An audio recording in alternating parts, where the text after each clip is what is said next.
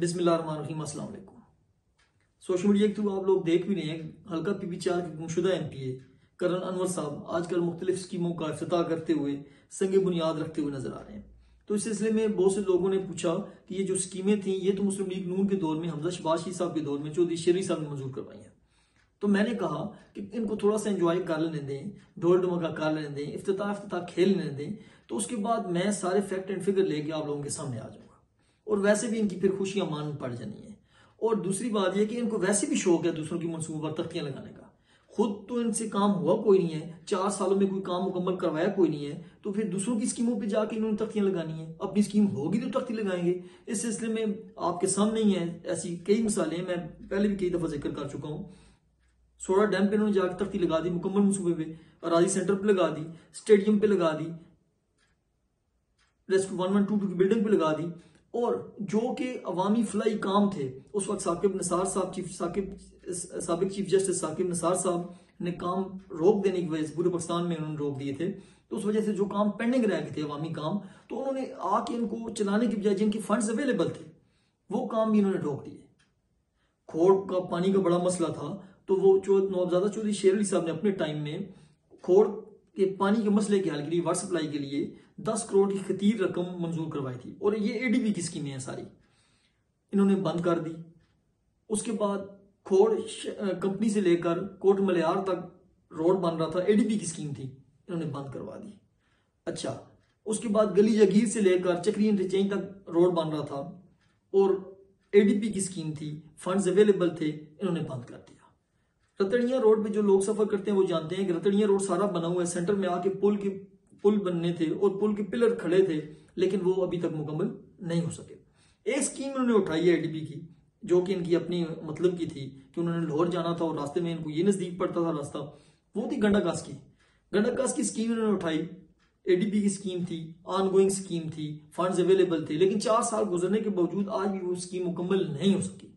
इनकी अपनी कारकर्दगी का आलम तो ये है कि एक रोड जो इन्होंने शुरू किया फतेह जंग से पिंडी खेब तक, वो अभी तक जो इन्होंने दावा किया था कि 2 साल के अंदर अंदर हम इसको मुकम्मल करेंगे, लेकिन 1.5 साल गुजरने के बावजूद उसकी हालत आपके सामने है।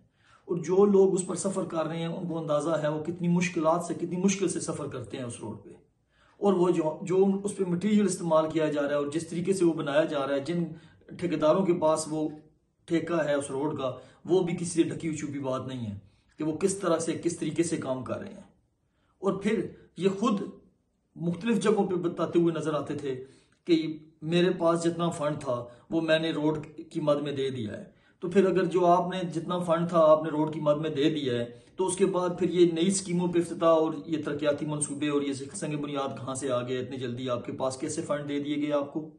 इसके अलावा जो अभी ये जिन स्कीमों का ये इफ्तिताह कर रहे हैं, ये संग बुनियाद रख रहे हैं, तो ये स्कीमें सारी मुस्लिम लीग नून के टाइम में, जब ये हमजा साहब ने अप्रैल में हल्फ लिया, मई में नवाबजादा चौधरी शरीफ साहब ने उनसे मुलाकात की, फिजिबिलिटी तैयार करवाई, पहले फिजिबिलिटी तैयार करवा के महकमे से मुलाकात की और अपनी स्कीमें उनके सामने रखी कि हमारे हल्के में काम धेले का नहीं हुआ, लोगों की डिमांड्स हैं, वो वैसे भी बहुत बैकवर्ड इलाका है, तो मेहरबानी करके खुदारा हमारी ये स्कीमें अपनी ADB में शामिल करें। तो हमजा साहब ने कमाल शफकत फरमाते हुए वो तमाम स्कीमें मंजूर की और बजट में वो स्कीमें आ गई। वो ये सारी मैं डिटेल जो मैं आपसे बात कर रहा हूँ, ये आप देख भी रहे हैं कि ये चीज है, ये बजट में मंजूर हुई है और ये बजट की बुक की मैं आपको तस्वीर दिखा रहा हूँ। और ये जो 5 स्कीमें हैं, ढुलिया चौक से डोक पठान, पिंडी घेब से मठियाल, गली जगीर से चक्री इंटरचेंज, खड़पा इंटरचेंज से इखलास चौक, खड़पा इंटरचेंज से जमाट वाया मलवाली, ये तमाम स्कीमें ADB में मंजूर हुई थी।